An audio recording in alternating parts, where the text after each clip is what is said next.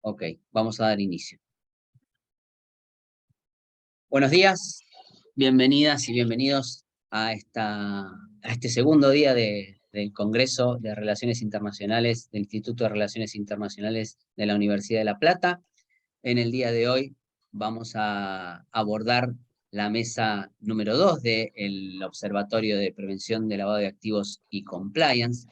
En esta oportunidad vamos a hablar sobre lo que son las estafas, los fraudes corporativos, la importancia del cumplimiento normativo a nivel local e internacional. Bienvenido, Fernando. Buenos días. Buenos días. Bueno, voy a presentarme en primer término y después voy a empezar la presentación, voy a hacerlo por orador. Así cada uno que esté escuchando o después ve este video puede identificar perfectamente quién es la persona que va a hablar en primer término. Mi nombre es Mariano Corvino, soy licenciado y magíster en Relaciones Internacionales, soy el secretario del Observatorio en Prevención de Lavado de Activos y Compliance, y tengo el agrado de estar acompañado hoy por, personas que me acompañan en este observatorio, que son parte, y que la verdad que disfrutamos mucho trabajar en conjunto. La verdad que es un placer que me acompañen. En el día de hoy va a iniciar como primer término Isamari Sánchez Ortega. Nos va a estar hablando del rol del Compliance Officer y su gestión en tiempos de pandemia. Isamari es embajadora y cónsul general de Panamá en Francia, Liechtenstein y Mónaco. Cuenta con un doctorado en Derecho con énfasis en Derecho Civil de la Universidad de Panamá, siendo la primera mujer en obtener el título de doctora en Leyes de la Facultad de Derecho y Ciencias Políticas de la UP, con maestría en Propiedad Industrial, Intelectual y Tecnología de la Información de la Universidad de Alicante, España.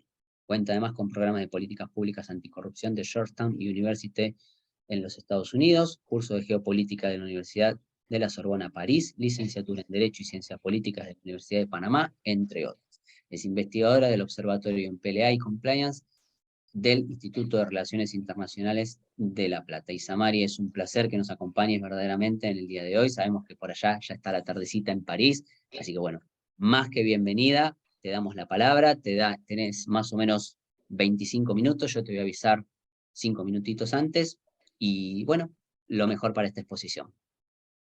Como no, buenos días América, buenas tardes desde un otoñal París. Primero que todo agradecida con esta invitación a esta mesa de observatorio, en especial a Mariano Corvino por esta iniciativa y por esta invitación, y pues honrada de estar en una mesa con especialistas y expertos de muy alto nivel.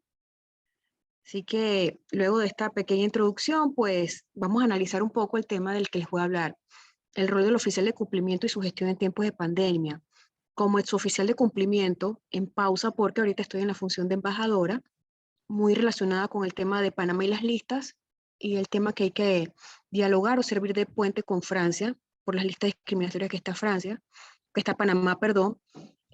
Sin embargo, todo mi expertise, aparte de abogada, ha sido como oficial de cumplimiento. Y cuando me tocó desarrollar este tema, dije, wow, voy a basar en mis reflexiones, mis experiencias, las de todos mis colegas, de todo lo que han pasado durante esta transición de la pandemia, que ha hecho un cambio, vamos a decir que en positivo, de la gestión que realizan los oficiales de cumplimiento a nivel internacional, puesto que las prácticas, las normativas en general son muy similares. Entonces pienso que esta reflexión nos va a servir a todos. Si alguno tiene una idea adicional, pues bienvenido sea. A lo mejor se me fue algo, pero sí quisiera tocar algunos puntos trascendentales en relación a este tema. Yo iniciaría estableciendo que la función del oficial de cumplimiento a nivel nacional e internacional es una figura que todos sabemos ha sido establecida en base a estándares internacionales en temas de prevención del lavado de dinero, financiamiento del terrorismo y de la proliferación de armas de destrucción masiva. Es una función establecida por regulación, lo cual la hace obligatoria en varios sectores financieros y no financieros. También pensando un poquito más allá, es evidente que el oficial de cumplimiento juega un rol trascendental en la lucha contra el delito de lavado de dinero, financiamiento del terrorismo y de los delitos conexos, lo cual algunas veces los va a poner a todos los oficiales de cumplimiento en frente de situaciones difíciles, donde tendrán que tomar decisiones y escalar casos en pro del gobierno corporativo, la normativa de prevención del lavado de dinero, el código de ética de sus entidades y el código penal también de sus países. Yo iniciaría conversando sobre los desafíos cotidianos del oficial de cumplimiento. Revisar, leer, estudiar. Es importante que entiendan el negocio en el cual trabajan, así como los procesos y los procedimientos. Cumplir el programa de cumplimiento, participar y dar entrenamientos, desarrollar capacidades técnicas relativas al control, auditorías, análisis de riesgos, contabilidad, impuestos, legal, financiero y tener un equipo de apoyo. Es una función sumamente compleja y con muchas responsabilidades.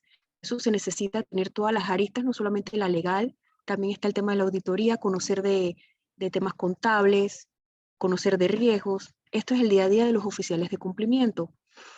Importante siempre consultar ante duda a otros colegas, reguladores y personal del área de control.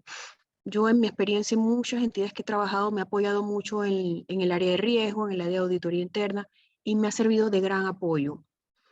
Nunca tengan miedo de decir que no. Yo tenía un jefe que me enseñó a decir no con una sonrisa en los labios y siempre me quedé con ese consejo y pues se los transmito. Me ha servido mucho porque al final el no estar de acuerdo y sustentar en base a un cliente, una cuenta, se puede decir de una buena forma sin entrar en conflicto, sobre todo con el área de negocios que tiene mucha presión con el tema de las metas, pero al final siguen siendo compañeros de trabajo, ¿no? Igual cuando toca ir a juntas directivas hay que tener ciertos manejos, pero siempre manteniendo su postura, eso es lo más importante. Escalar, orientación al gobierno corporativo, haciendo uso del comité de cumplimiento y de su participación en la junta directiva. Esa es la principal voz que tiene el oficial de cumplimiento. Hacer siempre lo correcto. El oficial de cumplimiento debe ser honesto, íntegro, ético, transparente y poseer valores sólidos, tener resiliencia y tenacidad. Debe ser comunicativo y tener compromiso con su gestión. Hay oficiales de cumplimiento y oficiales de cumplimiento, pero sí, no, el ser compliance exige mucho, está muy de la mano con la ética, con el deber ser. Documentar. Ustedes también tienen el riesgo reputacional, me refiero a los oficiales de cumplimiento, y legal en el ejercicio de sus funciones. Recordemos que en materia de prevención de lavado de dinero, en el delito de blanqueo de capitales, son todos los colaboradores, los funcionarios que en ejercicio de función tienen que ver con este tema, son responsables por acción y por omisión también. Y siempre confieren su sexto sentido, pues este nunca falla. Con la pandemia, los desafíos del oficial de cumplimiento han aumentado y cambiado, motivo por el cual tuvieron que llevarse a cabo cambios en nuestros sistemas, en general el sistema financiero y no financiero, en el liderazgo, la gobernanza y otros aspectos. Las circunstancias de la pandemia hicieron posible la implementación de sistemas innovadores y el uso de la tecnología. Dentro de sus alcances se reinventó la función de cumplimiento. ¿Cuándo imaginamos que la función de cumplimiento, después de ser tan presencial y tan física, se podía pasar desde la casa a un home office y respaldándonos tanto en los medios digitales? Si bien tenemos las herramientas de monitoreo, que muchas entidades son digitales y muy modernas, pues ya toda la función de cumplimiento en su mayoría se volvió digital por el tema del confinamiento y el teletrabajo. Eso fue un gran reto, porque no es tan fácil llevarlo cuando la posición o la función de compliance es muy, muy práctica. Pero bueno, se pudo con mucha paciencia, imaginación y siempre ingeniándose uno en llevar a cabo las funciones y cumplir el plan de cumplimiento, que al final es lo que auditan a los oficiales de cumplimiento y es la obligación cumplir. También tuvieron que adaptarse, como dijimos, al teletrabajo, cómo se monitorea en la casa. Qué fascinante, qué diferente. Una situación complicada que muchas veces no estaba dentro del plan de contingencia de nuestras entidades, por razones evidentes. Nadie estaba preparado para una pandemia. Además, surgieron nuevas señales de alerta y factores de riesgo en matrices relacionados con la compra y venta de equipos para atención de la COVID-19, mayores controles a las transacciones virtuales, considerando que con el confinamiento el comercio electrónico adquirió mayor importancia. Es aquí donde debemos regresar y no olvidar a nuestros principios básicos, donde aprovecho para citar un artículo de mi autoría, los 10 mandamientos en materia de prevención del lavado de dinero, financiamiento de terrorismo y la proliferación de armas de destrucción masiva, que está dentro de un libro que publiqué, Artículos y Ensayos Jurídicos, y les resumo un poquito. Los mandamientos son: amarás los controles sobre todas las cosas, no dejarás de reportar en vano, santificarás documentar siempre el origen de los fondos, honrarás mitigar los riesgos, monitorear, conoce a tu cliente como a ti mismo, auditorías, prevenir, cumplimiento en función de todos y la sanción del delito de lavado de dinero. En cuanto a activos virtuales, nos referimos a las nuevas tendencias de fintech, monedas virtuales, blockchain, atomización de procesos, uso de inteligencia artificial. Entre las amenazas propias de la era digital y las nuevas tecnologías, yo citaría el aumento significativo en el crimen cibernético, en especial en el área de fraude. Los delincuentes, los terroristas y aquellos que buscan financiar actividades ilegales se adelantan siempre a los controles y buscan maximizar el uso de estos medios para cometer delitos, cambiando las formas tradicionales de realización de actividades delictivas. Los delincuentes se aprovechan del anonimato que brindan los activos virtuales. Y eso todos los expertos en prevención de lavado de dinero lo sabemos. Las banderas rojas de indicadores de activos virtuales, de lavado de activos y financiamiento del terrorismo van relacionados con transacciones y patrones de transacciones de todos los usuarios, receptores, remisores y mulas, origen y manejo de fondos y riesgo geográfico. Además, deben comprender y aprovechar el uso de la identidad digital, verificando los riesgos y los beneficios de la misma. Ya es parte de nuestra nueva realidad. Esto nos lleva a contar con sólidos sistemas de identificación digital para mejorar la confiabilidad, la seguridad y la eficiencia de la ejecución de la debida diligencia, reduciendo el error humano. En muchas entidades bancarias ya están abriendo cuentas bancarias en forma digital. Aquí es importante el apoyo que dé la alta gerencia a la gestión de cumplimiento para que se le pueda dotar de todo el equipo tecnológico que se requiere para realizar esta función en debida forma. También es importante enfocarse en el control de los riesgos de lavado de dinero, financiamiento del terrorismo, en el manejo de las transferencias de las transacciones desde el origen hasta el beneficiario de los pagos. Se debe conocer la información de las partes, nombres, números de cuenta, ubicación del emisor y del beneficiario, propósito también, lo cual debe ser acorde a los perfiles ya establecidos. El gran volumen y el ritmo de las transacciones es en sí mismo un desafío. Esto hace que el trabajo sea aún más demandante, buscando aprovechar los beneficios de la tecnología. En cuanto a las actividades y proveedores de activos virtuales, aún no están regulados en muchos países. Otra situación que tenemos en contra. El desafío es tener los controles adecuados a los riesgos existentes en su empresa, producto de la nueva realidad y de los gobiernos y autoridades tienen la responsabilidad de crear o actualizar las legislaciones de cada país. El uso de las nuevas tecnologías está creciendo a un ritmo muy rápido, por lo que se requieren más controles para evitar sean utilizados para fines delictivos. Algunos riesgos que podemos mencionar: los riesgos geográficos. Los delincuentes pueden explotar países con medidas nacionales débiles o inexistentes para los activos virtuales. Patrones de transacción, que son irregulares, inusuales o poco comunes que puedan sugerir una actividad delictiva. El tamaño de la transacción. Si el monto y la frecuencia no tienen una explicación comercial lógica, tiene que representar un riesgo y una alerta para ustedes. Los perfiles de remitente o destinatario, cuando vean un comportamiento inusual que pueda sugerir una actividad delictiva. En cuanto a la fuente de fondos o riqueza, aquellas que puedan relacionarse con actividades delictivas pueden representar un riesgo altísimo para ustedes y sus entidades.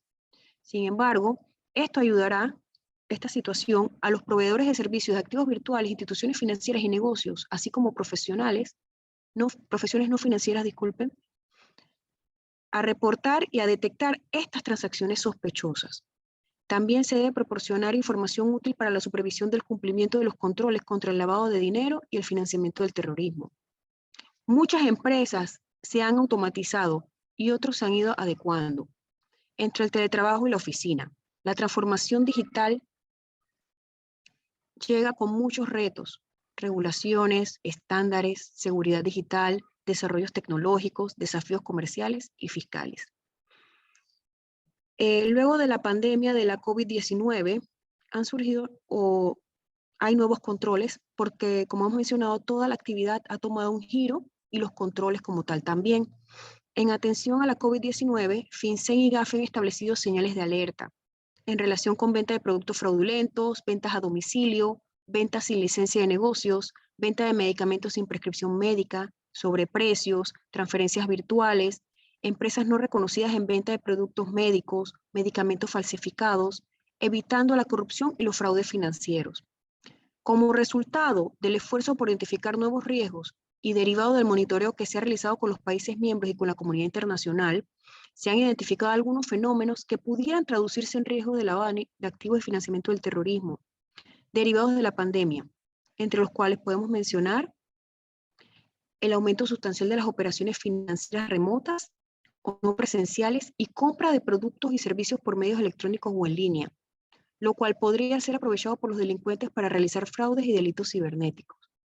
Se aumenta exponencialmente el riesgo de lavado de activos y financiamiento del terrorismo frente a una disminución en el personal de cumplimiento de los sujetos obligados por causa de turnos rotativos o reducción de personal, muchos en teletrabajo y por el tema de medidas de control para evitar los contagios. Con el fin de obtener fondos y recursos para cubrir sus necesidades básicas, la población puede aumentar el uso de servicios de casas de empeño, prestamistas, así como medios de financiamiento informales, que pudieran ser más susceptibles para ser utilizados en actividades ilegales, en específico para el lavado de activos y el financiamiento del terrorismo. También pueden emerger situaciones de usura o prácticas abusivas de diversa índole. Las organizaciones criminales podrían estar aumentando el reclutamiento de personas para apoyarlas en la ejecución de sus actividades criminales, que generan recursos susceptibles a ser lavados, en atención a necesidades económicas y falta de empleo que han proliferado con el tema de la pandemia. Otro riesgo puede ser la reducción de personal que pueda mermar temporalmente la capacidad de análisis o investigaciones en curso, lo cual pudiera afectar el volumen de reportes de operaciones sospechosas y la obtención de información adicional requerida para estos casos. Posibles riesgos relacionados con mal uso y abuso de las organizaciones sin fines de lucro por el aumento en la actividad de dichas organizaciones. Estos son algunos de los riesgos que por temas de tiempo pues no los vamos a mencionar todos, pero sí llamando a la reflexión y levantando ciertas señales de alerta en las funciones que ejercen de posibles señales de alerta que pueden representar un riesgo en su día a día. Considerando que ya del teletrabajo ha disminuido, muchos han regresado a sus oficinas en físico, dependiendo del país donde se encuentren, estos riesgos pueden irse mitigando de una u otra forma, pero sin embargo siguen latentes por el tema de que la pandemia aún no ha finalizado y no sabemos qué nuevas medidas se puedan tomar. Sigue todavía el tema de las vacunas, el tema de los medicamentos. Entonces, tenemos que considerar estas señales al día a día de nosotros, dependiendo de la realidad de cada país, en base a que no hemos terminado con esta pandemia. Ahora les voy a hablar un poquito de buenas prácticas y medidas mitigantes para estas situaciones de riesgo que puedan tener. En atención a los problemas comunes productos de la pandemia, entre las buenas prácticas y medidas mitigantes en el desempeño de sus funciones, mencionamos algunas. Fortalecer la aplicación del enfoque basado en riesgo en materia de supervisión del lavado de activos y financiamiento del terrorismo, para simplificar medidas donde se detecten menores riesgos y así fortalecer las mismas en caso contrario. También fomentar el uso responsable de servicios digitales financieros y no financieros, guardando un balance entre el acceso a dichos servicios y las medidas de prevención del lavado de activos y el financiamiento del terrorismo. Otra puede ser procurar mayor y mejor monitoreo, así como transparencia en las transacciones financieras, en especial las transacciones electrónicas y de orden internacional. Fomentar el uso de la identidad digital para ayudar a las transacciones financieras y de activos virtuales, procurando implementar las medidas de lavado de activos y financiamiento del terrorismo con un enfoque basado en riesgo. Otra puede ser fortalecer el monitoreo de las operaciones realizadas por las organizaciones sin fines de lucro a fin de garantizar a los donantes que sus aportes llegarán a los beneficiarios previstos. Y velar por la integridad y el buen funcionamiento de los bancos, transmisores de dinero y otros sectores financieros, mediante medidas tecnológicas que aseguran una debida diligencia basada en el riesgo que representen sus clientes y usuarios, así como los diferentes productos y servicios que estos ofrecen. Ya para finalizar y para darle espacio a mis colegas, vamos con las conclusiones. Yo diría que tenemos que ser conscientes de que los nuevos tiempos y escenarios representan mayores desafíos. El entorno globalizado genera nuevos riesgos socioeconómicos y amenazas globales. Como oficiales de cumplimiento tendrán la tarea de implementar los nuevos controles y adoptar adaptar, perdón, los ya establecidos a esta nueva realidad. No es la primera batalla que les tocará ganar. En el caso de mi país, Panamá, ya pasamos por la implementación de la Ley 23/2015 sobre prevención de lavado de dinero, también la implementación de FATCA y CRS, matrices de riesgo, entre otros retos que nos han establecido los reguladores. En cuanto a las matrices de riesgo, cambiaron los eventos de riesgo y el repunte en la actividad delictiva. En cuanto a los controles, a través del monitoreo de transferencias, la realización de debida diligencia, la atención de alertas, verificando las reglas, las banderas rojas, como relacionadas a movimientos rápidos, perfiles declarados, transferencias internacionales recibidas y enviadas. También incluir en nuestras búsquedas palabras como COVID, coronavirus, kit, mascarillas, identificar a los clientes, tener autorizaciones de accesos remotos de teletrabajo por seguridad, designación de personal a tareas específicas y críticas, entrevistas ampliadas para clientes alto riesgo, entre otros. En la actualidad se hace necesario fortalecer y capacitar sobre posibles fraudes por la COVID-19, considerando la nueva realidad.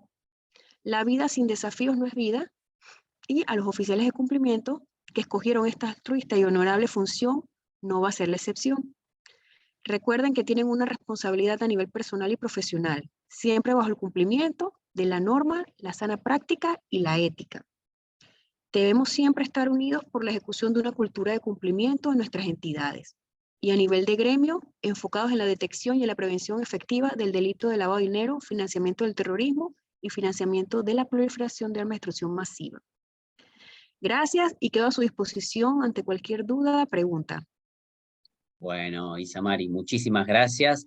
Luego vamos a volver a vos, una vez que finalicen todos de exponer. Lo que les voy a pedir un minutito a los que están, si pueden prender la cámara, para que hagamos una foto, ¿sí? Los que faltan, para hacer la foto ahora, por cualquier cosa. Gracias, Daniela, Fernando, que ahora ya te presento y seguimos. Los que puedan, un minutito y hacemos la foto, ¿sí? Denme un segundo, yo les cuento 3 y hacemos la foto. Así después continuamos. ¿Qué tal, Karina? Buenos días. Bueno, ahí está Daniel, muchísimas gracias. Javier, ahí está, Javier, gracias. Gracias, Mauricio, gracias por acompañarnos. Así que bueno, un minutito, les cuento 3 y saco la foto. Prepárense. 1, 2.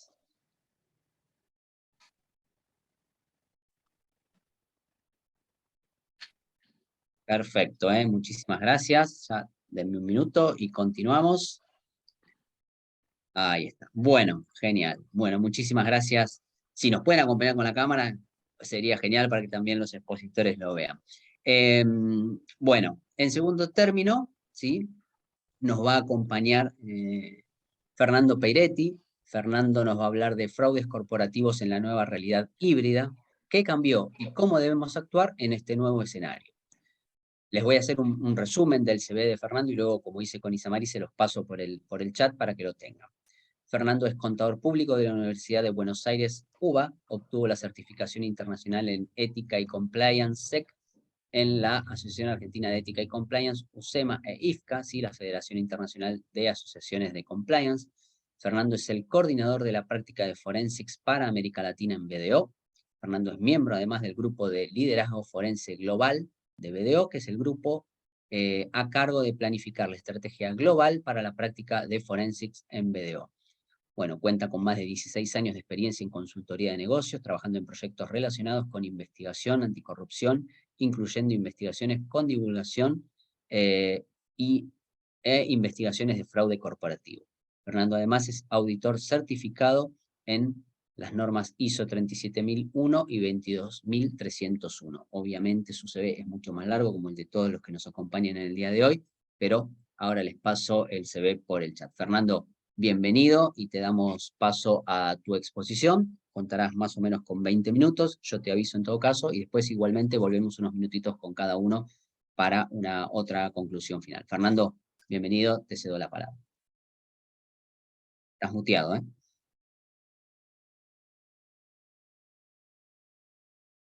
Ahí. Perfecto, Sí. perfecto. Buenos días a todos, los saludo desde Ciudad de México. No se ve mucho el fondo de la ciudad porque justo me está pegando el sol en la ventana, pero pero bueno, estamos aquí ya desde hace un par de meses. Gracias, Mariano, por la convocatoria y a todos los demás disertantes por compartir conocimiento. Me gustaría hablar en este espacio que tengo en estos minutos del impacto del fraude en las compañías y todos los cambios que se están empezando a dar producto de la pandemia y este nuevo entorno híbrido que estamos hoy empezando a acostumbrarnos. Nos habíamos acostumbrado a trabajar desde nuestras casas, absolutamente aislados. Ahora estamos empezando a ir a un modelo mucho más mixto. Y eso implica cambios en los procesos de negocios de las empresas, y esos cambios en los procesos de los negocios, de todos los procesos de negocios, implican riesgos que antes las compañías no corrían y hoy están empezando a correr. Esto nos llevó dentro de BDO a hacer un estudio global y con mucho énfasis en nuestra región, donde empezamos a preguntarle a las compañías qué les estaba pasando en términos de fraude corporativo. Y accedimos a algunos datos que la verdad fueron bastante llamativos. En primer lugar, vimos que el 81% de las empresas de Latinoamérica y Caribe ignoran el impacto del fraude en sus propias organizaciones. Son organizaciones que nos indican que desconocen o que no existe el fraude dentro de sus empresas. Y sabemos ya por muchos estudios internacionales que se vienen haciendo desde de larga data, que el fraude está presente en todas las organizaciones. Algunas lo gestionan un poco mejor, tienen mayor capacidad de detectarlo, tienen por supuesto mejores herramientas para prevenir, son mejores disuadiendo y mejores investigando, pero inevitablemente el fraude es parte de toda organización humana, y los que lo llevan adelante por supuesto son personas que como todos sabemos en entornos donde hay grandes grupos siempre hay algunos individuos que inevitablemente van a buscar sacar ventaja y llevar adelante maniobras fraudulentas. Algunas otras cosas que vimos que la verdad nos resultaron bastante llamativas es que yo les decía antes, bueno, el 81% de las compañías manifiestan que no tienen conocimiento de que se haya desarrollado fraude o esquemas fraudulentos dentro de sus organizaciones. Ahora, cuando les preguntamos cómo piensan que están preparadas para gestionar este tema, solamente el 36% cree que sus organizaciones están adecuadamente preparadas para poder ampliamente prevenir, detectar y responder al fraude, con lo cual tenemos un gap bastante grande ahí entre la capacidad y estar bien organizados y quienes decían que no habían sufrido hechos de fraude, con lo cual ese gap que estamos viendo que es bastante importante, básicamente son organizaciones que no han podido detectar, no que no han tenido hechos, sino que sus capacidades de detección han sido muy limitadas y no han podido darle gestión al fraude corporativo. ¿Y por qué entendemos que este es un tema muy relevante y que empieza de algún modo a hacer mucho ruido en la agenda de las empresas y en particular en la agenda de los compliance officers? Bueno, vemos que en promedio las compañías de aquellas que sí nos han contado que han sufrido hechos de fraude, vemos que en promedio sufrieron 46 casos al año. Como esto que yo les cuento es para darles una idea de la frecuencia con la que ocurre el fraude. Es algo que cuando se empiezan las empresas tienen, digamos, herramientas de detección un poco más sofisticadas y empiezan por lo menos a medir la problemática, se dan cuenta que esto pasa bastante seguido. Y respecto de las tipologías, yo acá voy a ir un paso atrás y les voy a contar internacionalmente cómo el fraude se manifiesta en las empresas. Nosotros sabemos que a nivel internacional, cuando hablamos de fraude, vamos a estar hablando de tres grandes tipologías. Una que se llama la apropiación indebida de activos, otra que se llama, o que se la denomina dentro del árbol del fraude, corrupción como categoría, y hago una nota al pie, cuando hablamos de corrupción en estos términos, vamos a estar hablando de los típicos esquemas de fraude desarrollados por la gerencia media, donde se ve mucho el conflicto de interés. No necesariamente estamos hablando de específicamente soborno a funcionarios públicos. Y por última categoría, el fraude de los estados financieros. Cuando vemos estas tres grandes tipologías, tienen características bastante particulares. Respecto de lo que es frecuencia, la apropiación indebida de activos es la que tiene mayor frecuencia. Es la que tiende a ocurrir más cantidad de veces en las organizaciones y es la que a su vez, a nivel de impacto económico, por caso, tiene el menor impacto. Y básicamente esta tipología es la sustracción de bienes o de dinero de las empresas. Pensemos los típicos esquemas donde empleados pueden robar parte del inventario, donde puede haber faltantes de caja. En general son esquemas que tienden a dañar, en el caso a caso, menos a las organizaciones. Luego está esta tipología que yo les hablaba, corrupción, donde en general, acá nos vamos a encontrar, en la anterior nos encontrábamos como protagonistas más a, digamos, la parte más baja de la pirámide organizacional. En corrupción nos encontramos más a la gerencia media. Los típicos casos pueden ser los fraudes en compras,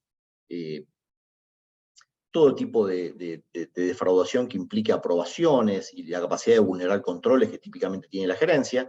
A nivel internacional, en frecuencia, esto ocurre menos que el fraude que yo les hablaba antes, y el impacto por caso es mayor. Esto es lógico. Son personas que tienen una capacidad de influencia más grande en las organizaciones.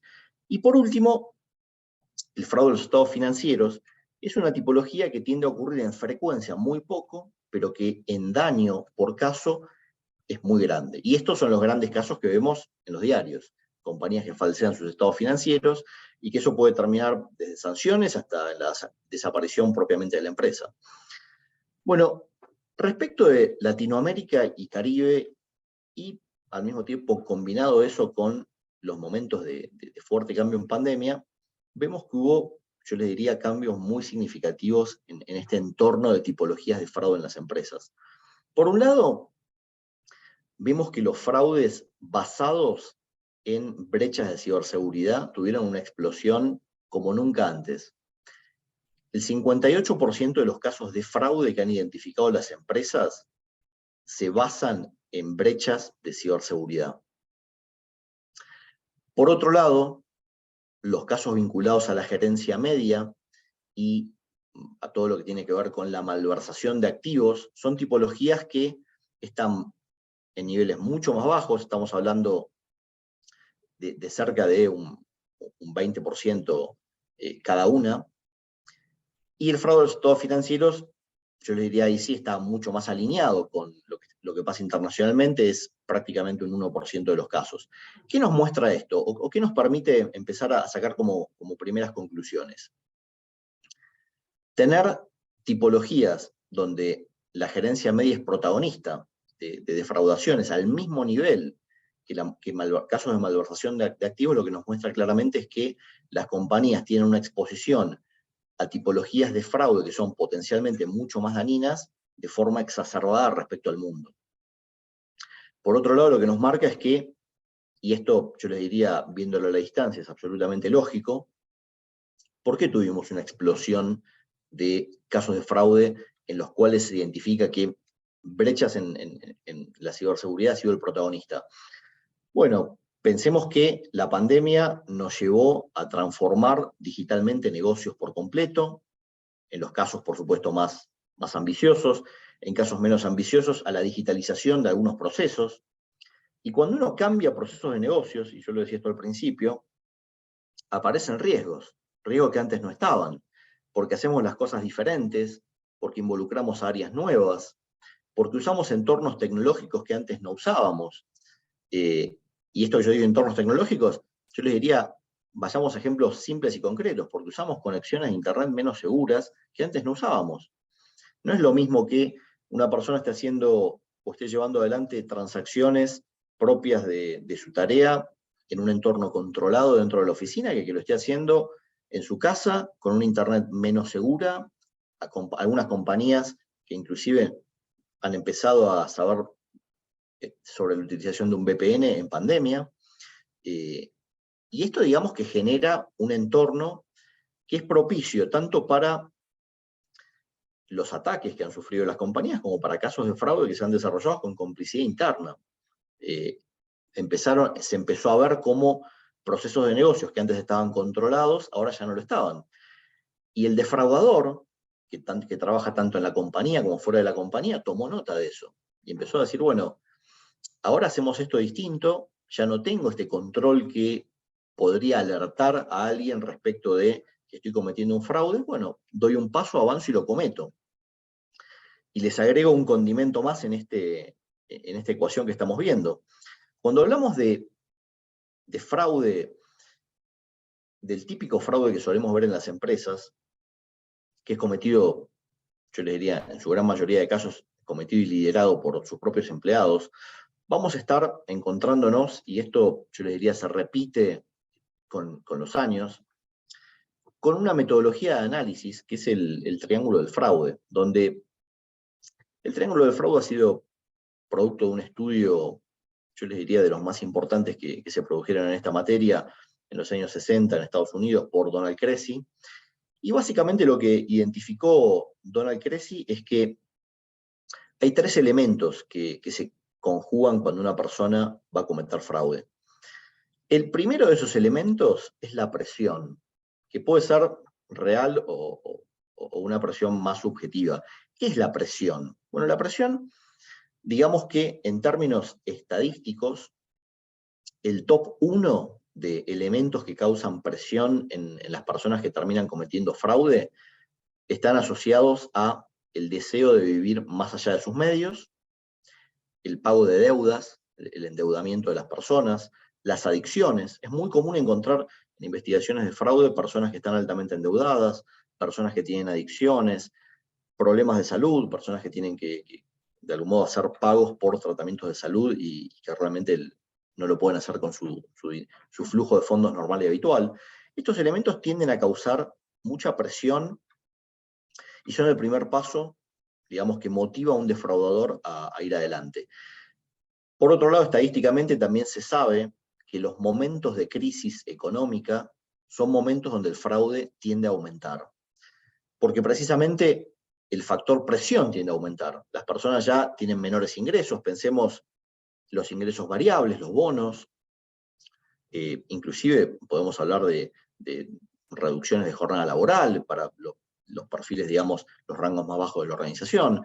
Con lo cual tuvimos un entorno de trabajo en el cual las personas tuvieron una presión muy fuerte, vieron sus ingresos en peligro, tenían por supuesto que continuar con su vida, al igual que las compañías con sus negocios, y al mismo tiempo tuvimos cambios muy, muy drásticos en la forma de hacer negocios y en los procesos que generó nuevos riesgos. Entonces, imaginémonos el contexto en el cual una persona que se siente presionada y al mismo tiempo, y me voy a ir acá a los segundos elementos del triángulo del fraude, luego de la presión viene el proceso de racionalización, por medio del cual la persona empieza a autojustificar de algún modo su comportamiento, ¿no? Pensemos que el defraudador no se ve a sí mismo como alguien que está delinquiendo, sino que se ve como alguien que, bueno, está tomando una decisión que no está mal, y le empieza a justificar.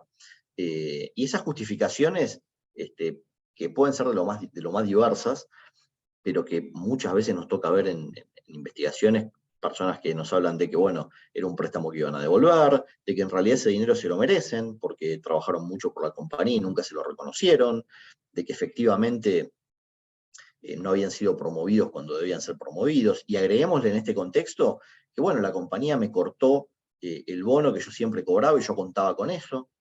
Ese proceso de racionalización, por supuesto que viene luego de la presión que siente la persona, termina, el último vértice del triángulo del fraude es la oportunidad. ¿Y qué es la oportunidad? Bueno, digamos que en los esquemas de análisis más modernos, acá hay una mezcla cuando hablamos de oportunidad. Y vamos a hablar, por un lado, de las capacidades que tiene la persona, sus conocimientos, tanto de los procesos de negocios, de la compañía, conocimientos técnicos específicos para poder llevar adelante una maniobra de fraude y ocultarla. Y estos elementos entran en combinación con esa oportunidad, está también signada por la capacidad de detección de las compañías. Entonces, ¿qué nos pasó acá? Tuvimos personas muy presionadas y al mismo tiempo tuvimos esas personas muy presionadas con conocimiento y capacidad dentro de las empresas y al mismo tiempo compañías que en este, digamos, salto a la transformación digital no acompañaron eso con controles, con una capa de ciberseguridad adecuada, y básicamente se generó un caldo de cultivo que fue ideal para la explosión del fraude dentro de las organizaciones, y en este caso puntual, con todo lo que es el trabajo a distancia, todo lo que pueden ser, de algún modo, brechas vinculadas a ciberseguridad, realmente nos han mostrado un crecimiento, la verdad, exponencial. Para darles algunos números, y luego vamos a ir a conclusiones, porque lo veo hoy a Mariano, estoy tratando de interpretar la mirada de Mariano. Creo que me queda poco No, tiempo. tranquilo, no, tenés todavía 5 minutitos, estamos bien. Perfecto, Yo perfecto. te aviso. Cuando hablamos digamos, del impacto económico, y esto se lo cuento siempre a las empresas y en general, por lo menos en Latinoamérica, la experiencia que tengo me muestra que las compañías toman rápidamente la decisión de empezar a invertir en programas antifraude y, por supuesto, anticorrupción también, porque vienen muy de la mano las herramientas que las voy a tocar más en detalle en las conclusiones, una vez que ven el impacto económico. Cuando hablamos de impacto económico, sepamos que el 25% de los casos de fraude involucraron pérdidas mayores a $500.000. El 3% de los casos de fraude implicaron pérdidas mayores a $100 millones. Acá estamos hablando de estadísticas regionales. Pensemos que, como yo les explicaba antes, hay diferentes tipos de esquemas de fraudes y algunos pueden tener un impacto muy pequeño en las organizaciones y otros pueden tener un impacto sideral. Pensemos, perder $100 millones puede ser que nos quedemos sin empresa. Entonces, en este tipo de entornos, empezar a pensar, yo les diría, con mucha más seriedad en programas antifraude es un elemento, yo les diría, fundamental de la gestión de cualquier empresa, y estos datos yo creo que a las claras nos muestran que la inversión que tenemos que hacer tiene un repago muy claro porque nos estamos protegiendo de este tipo de cuestiones. A nivel promedio, estamos hablando de que por cada tipología que la compañía detecta, por cada esquema que está, digamos, desarrollándose en las empresas, la pérdida promedio es de $163.000. Esto incluye todos los costos, desde las pérdidas normales que la compañía tiene, porque efectivamente o ha pagado sobrecostos, o le han robado inventario, o ha recibido de algún modo de un tercero bienes de peor calidad de los que debería, etcétera. Más, por supuesto, hacer una investigación, llevar adelante un juicio. Digamos que todo esto configura una pérdida que es muy significativa. De algún modo, en lo que es la región, y producto un poco de la madurez que tenemos, o inmadurez quizás más propiamente dicho, de los sistemas de control interno, nos vamos a dar cuenta que el 74% de los esquemas identificados tuvieron una duración de hasta 2 años. Y en general, esto es una recomendación que le hago a las personas que se dedican a investigar: cuando les llega una denuncia, empiecen a pensar que eso que se está reportando nos va a implicar hacer revisiones dentro de la empresa de 2 años para atrás, y yo les diría que estadísticamente vamos a estar bastante bien cubiertos en cuanto al desarrollo del esquema. Vemos que en la región, y esto es algo que también es algo importante a la hora de hacer investigaciones, estadísticamente casi el 80% de los casos son cometidos por más de una persona. Entonces acá nuevamente, para el que hace investigaciones, tomar nota de esto. Nos llega una denuncia, donde hay usualmente en las denuncias que reciben las empresas siempre hay algún sospechado. Perfecto, tomamos nota de ese sospechado, pero sepamos que normalmente no actúa solo, y que vamos a tener que, en el proceso de investigación, entender con un poco más de detalle quiénes son los involucrados, y usualmente son las personas que participan dentro de esos mismos procesos de negocios, y pueden ser personas que estén jerárquicamente por encima o por debajo. También sepamos, cuando hablamos de los perfiles de quienes cometen fraude en las organizaciones, que se fue de algún modo rompiendo ese viejo paradigma que nos decía que el defraudador, o el líder, digamos, de los esquemas de fraude, típicamente era la persona con mucha antigüedad, que tenía un rango jerárquico de media para arriba, usualmente un supervisor, un gerente, que conocía muy bien la empresa y que, bueno, a través de ese conocimiento y, por supuesto, sus bajos estándares éticos, decidía llevar adelante una maniobra fraudulenta. Acá, lo que venimos viendo ya desde hace algunos años, y se ha consolidado mucho durante el periodo de pandemia, es que esto se rompió por completo. Muchas veces yo le digo a las empresas, cuando hablamos de perfiles de defraudador, la estadística en este caso nos puede ayudar poco en cuanto a individualizar un perfil, pero sí nos ayuda mucho en entender que tenemos que tener una mirada amplia. Cuando hablamos de quienes lideran el fraude en las organizaciones, vamos a ver que cerca del 25% de los casos están liderados por empleados, sin gente a cargo. Con lo cual ya no estamos hablando del típico jefe gerente con mucho poder en la organización.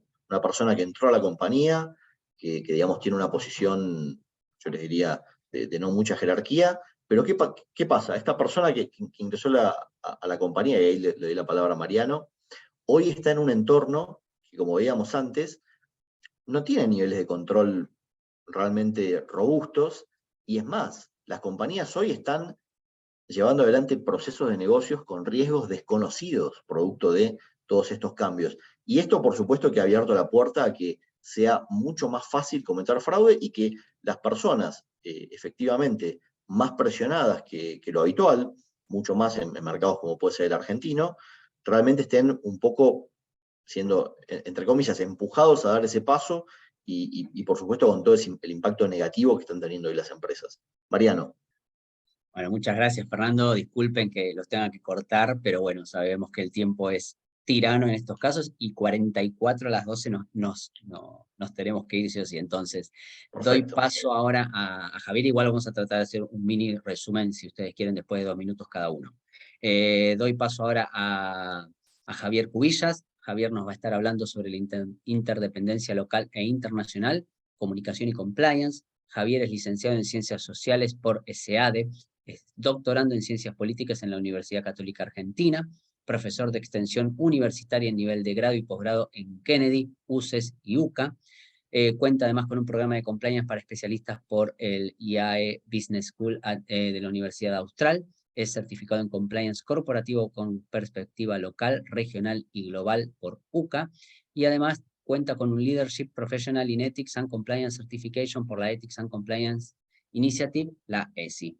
Javier, bienvenido, muchas gracias por acompañarnos. Te aviso cuando falten 5 minutitos. Gracias. Gracias, Mariano. Me dejas ahí. Gracias a todos y todas por estar. Yo voy a compartir pantalla, así podemos ver un slide. A ver, mi enfoque a dónde va a ir, por lo mismo que le acaba de decir Mariano. Recién de lo que acaba de hablar de manera muy clara el expositor anterior, con la experiencia que tiene, el back que tiene atrás, me viene, pero como anillo al dedo, ¿por qué? Porque yo haciendo un poco honor a la casa donde estamos y al Instituto de Relaciones Internacionales, nos vamos a enfocar a ver qué pasa con el compliance, es decir, con nuestros programas de compliance cuando no se aplican, no se integran, no funcionan, y cuál es el elemento que le está faltando que muchas veces no radica o no está visto como una herramienta de gestión. Y ahí es donde entramos con el soft power, si se quiere. Ahí entramos con alguna categoría de relaciones internacionales y tenemos que hacer foco en aquello que tiene que ver con la gestión de la comunicación. Esta me parece una de las frases más interesantes respecto de cómo nos comportamos en el back, ¿no? Puertas adentro, y cómo muchas veces creemos que estamos haciendo cosas que nadie ve, pero en verdad están expuestas, y cómo eso genera dos estándares, básicamente, de comportamiento. El gap o la asimetría que podemos encontrar en estos tipos de comportamientos lo podemos comenzar a gestionar esencialmente si tenemos programas de comunicación interna que se incrusten y trabajen al lado de los compliance officers, de acuerdo a la demanda que tienen a la hora de intentar, no solamente junto con la dirigencia, la alta dirigencia o los CEO, implementar los programas, sino cuando tienen que eso volverlo algo sostenible y horizontal para toda la organización. Entonces, esta frase, no hagas en privado aquello que no quieres discutir en público, nos está diciendo, ojo, que lo que hacemos dentro de la organización, en términos de comunicación y en términos obviamente de ilícitos y delitos, al salir a la agenda pública es un escándalo. Y si tenemos un escándalo, el programa de compliance falló. Pero muchas veces, como siempre digo, no es solamente una falla del programa de compliance, falló algo antes. Y esto es un poco lo que vamos a querer dar cuenta acá. Entonces, lo primero que tenemos que entender es enfocar dirección, management y comenzar a hablar de comunicaciones integradas. Yo dejo acá una simple definición de lo que son comunicaciones integradas. No es la única, pero es de un especialista muy importante en la materia y es una de las últimas en materia de bibliografía. Y fíjense de dónde a dónde va. Va desde la comunicación, obviamente de marca, pero va desde la comunicación interna hacia la global, porque ya no tenemos diferencia entre lo que más allá del análisis académico que podemos hacer de comunicación interna y comunicación externa, esa decisión no existe como tal. En nuestra diaria, por lo mismo que decía el expositor anterior, ha cambiado tal la estructura de las organizaciones que es realmente una pérdida de tiempo intentar decir esto es interno, esto es externo, cuando gran parte de la organización se ha descentralizado y yo en buena medida gran parte del equipo de trabajo lo tengo a distancia, en su casa, relocalizado. Entonces, lo interno y externo hoy es algo totalmente difuso. Eh, entonces, a las comunicaciones integradas tenemos que sumar la perspectiva preventiva de compliance. Y acá es donde, con el apoyo de la alta dirección, a quienes tenemos que comenzar a visualizar y sentarlos en una misma mesa para que trabajen codo a codo, es al DIRCOM, es decir, al director de comunicaciones, si existe como tal, o al responsable del área de comunicaciones, o muchas veces a los responsables de recursos humanos que pueden tener para sí la responsabilidad de comunicación interna, y a los compliance officers como los que de alguna manera van a ir integrando ese mapa de riesgo a medidas concretas de comunicación y de acciones de comunicación interna para ver en dónde nos encontramos con mayores situaciones de riesgo de acuerdo a la responsabilidad y en situaciones donde solamente tenemos que mantener una comunicación muchas veces regular, pero simplemente eh, de, sostenimiento de cierto, vamos a decir, planteamiento genérico para que no se olvide cuáles son los planes de comunicación, cuáles son los canales de denuncia, cada cuánto, por ejemplo, se hace un role-playing si es necesario, cada cuánto se hace una evaluación, digamos.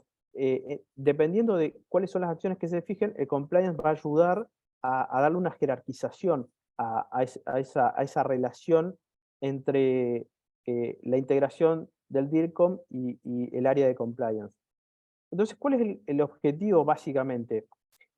Lo que vamos a intentar, y esto es una definición también de otro especialista en asuntos públicos y de crisis, es, porque muchas veces escuchamos, vamos a gestionar el consenso. No, en verdad, eh, por todo lo que sabemos que es complejo y por todo lo que sabemos que ocurre a diario y muchas veces no es visible en cuanto al delito, lo que vamos a gestionar es el disenso.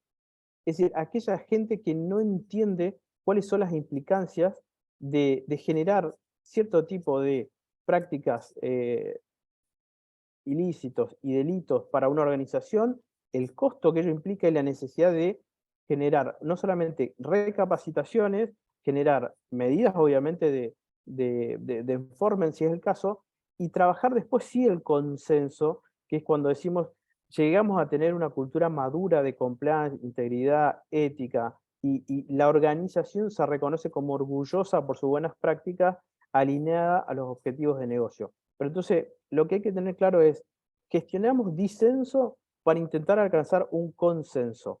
El consenso nunca es el punto de partida, nunca va a ser aquello que directamente vamos a trabajar, sino en verdad, hasta que alcancemos ese objetivo último, la diaria es la gestión del disenso, el trabajo constante de comunicación interna es la gestión del disenso.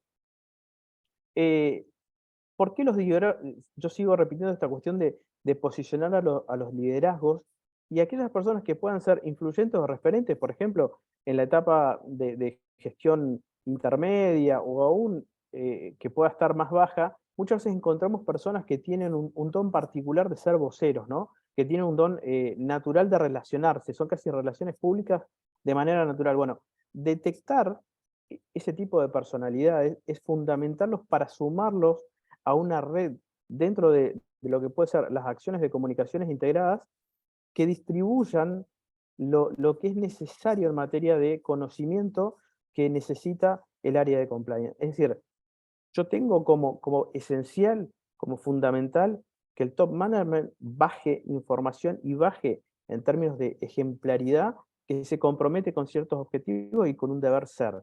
Pero después necesito en la diaria que haya capas intermedias y haya actores que puedan reproducir eso y mantener eso como un sentido común. Bueno, ese trabajo que es concomitante se tiene que hacer y se tiene que planificar también dentro del plan de comunicación relacionado a compliance. Los liderazgos en sí, ¿en qué son determinantes? Si los liderazgos no aceptan y no se forman, hoy se habla de liderazgo ya no 2.0, sino 3.0. ¿Esto qué significa? Que tienen que trabajar la sensibilización, la capacitación, el entrenamiento, la escucha activa y muchas veces hacerlo mediante tecnología hoy disponible. Por ejemplo, hoy no voy a dar las marcas, pero voy a dar los nombres simplemente de los soportes que se tienen en materia de comunicación. Hoy hay dos grandes sistemas de gestión de comunicación. Uno es el Workplay y otro es el Yammer. Tienen que trabajar con esas herramientas los liderazgos porque si no quedan encorsetados a momentos fugaces, ¿no? A apariciones esporádicas, quedan como si fuese un canal que aparece y desaparece. Y en verdad lo que necesitamos es una presencia constante. Muchas veces la física, obviamente mediante lo que puede hacer un desayuno, lo que puede hacer una reunión, lo que puede hacer una capacitación, pero después tiene que viajar digitalmente mediante pequeños mensajes audiovisuales en cuanto a campañas, vía WhatsApp, vía el mailing interno, es decir, tienen que poder de alguna manera explorar otras dimensiones más cercanas a las digitales para poder mantener ese liderazgo fresco para el resto de la organización, ¿no es cierto? Que esa credibilidad que va a comunicar el principal líder no se pierda, no quede diluido de alguna manera. Y son claves también en los procesos de conflicto, conflictividad y crisis. Digo, estas son las tres etapas, porque como bien decíamos, muchas veces cuando nos encontramos ya con la situación de un delito, una situación de un proceso forense, en verdad estamos insertos en una situación de conflictividad porque tenemos que investigar a ver cuál es la red que posibilitó ese delito. El gran problema nuestro es cuando llegamos a la crisis. Cuando llegamos a la crisis porque no se pudo prevenir, porque fallaron los sistemas de capacitación, de prevención, y estamos expuestos públicamente ante un escándalo, en verdad, quien pierde esencialmente su capacidad o su habilitación, básicamente, en términos de comunicación, es el líder y el resto de la organización. Cuando ocurren este tipo de cuestiones, lo que corre riesgo es la organización en sí mismo, y esto es lo que no tiene que pasar. Si aparece la palabra de crisis en términos técnicos, estamos ante la emergencia o la posibilidad de que una organización desaparezca o se tenga que reformular de manera tal que ya no sea el status quo que vivíamos hasta hoy. Entonces, conflicto y conflictividad se administran como parte de la gestión del disenso. La crisis no, de la crisis muchas veces no se vuelve. Por eso la necesidad de poder amalgamar el área de comunicación con el área de compliance. Si no logramos esto, no tenemos cultura de integridad. Esto es y todavía más entendiéndolos en términos de una cultura robusta, una cultura madura de integridad. Si no hay una amalgama de estas dos áreas, es difícil que los programas de compliance efectivamente lleguen a un grado alto de cumplimiento. Y esto todavía es más relevante si lo llevamos a nuestra cadena de valor, sobre la cual también tenemos que trabajar en el mismo sentido, y si queremos preservar el valor de marca, que es en definitiva lo que nos permite generar un crecimiento, escalar en materia de negocios, volvernos desde una pyme a integrarnos a una multinacional o volvernos a una multinacional. Entonces, la cadena de valor y el valor de marca increíblemente va tan de la mano que es necesario que tanto el programa de comunicación como el programa de Compliance Officer trabajen sobre eso de manera mancomunada para poder llevar a cabo toda la batería de medidas que tienen que ver con instaurar un programa de integridad. Vuelvo sobre un punto anterior. Hay una parte que no controlamos de todo esto, por más que trabajemos en materia de intentar prevenir. ¿Y qué es? Muchas veces todo lo que hoy estamos comunicando de manera prefijada, planificada, y la que no, viaja a través de redes y no podemos controlar en absoluto hasta dónde llega eso. Y eso bien es conocido hoy en materia de comunicación digital. eh, los problemas muchas veces nos explotan en la cara a las organizaciones cuando encontramos que se viraliza, por ejemplo, un TikTok de alguien que trabaja dentro de nuestra organización y que de alguna manera demuestra cómo, sin que su jefe se dé cuenta de algo, está generando un beneficio indebido. Bueno, eso también hay que tenerlo en cuenta. Nos tenemos que preparar para aquello que difícilmente podamos controlar, pero la manera al menos de prevenir cierto nivel de riesgo es este trabajo en conjunto. Eh, por eso es la necesidad de ver la comunicación interna relacionada inclusive a una marca ciudad o país. Cuando somos parte de un sector, nuestra empresa es parte de un sector económico y ese sector económico está acostumbrado a trabajar de algún modo con cierta debilidad, no hay acuerdos de integridad que nucleen a todas las empresas, no hay una conciencia respecto de que si tenemos un buen ambiente de negocios, entonces eso genera hacia afuera una mejor reputación. Estamos perdiendo en materia de comunicación un activo sumamente importante. Eh, Ese correlato es una calidad de ambiente de negocios que muchas veces hay muchos indicadores internacionales que dicen, bueno, vas a tal país, ¿cuál es el ambiente y cuál es la calidad de negocios que te puedes encontrar en ese sector si querés relacionarte? Bueno, es malo, tenés que tener cuidado con este cierto tipo de prácticas, tenés que tener cuidado con estos cierto tipo de actores. Eso hay que, siempre es parte de nuestro mapeo, siempre es parte de la gestión de riesgo que se tiene que hacer, pero eso también es un indicador de marca ciudad o país.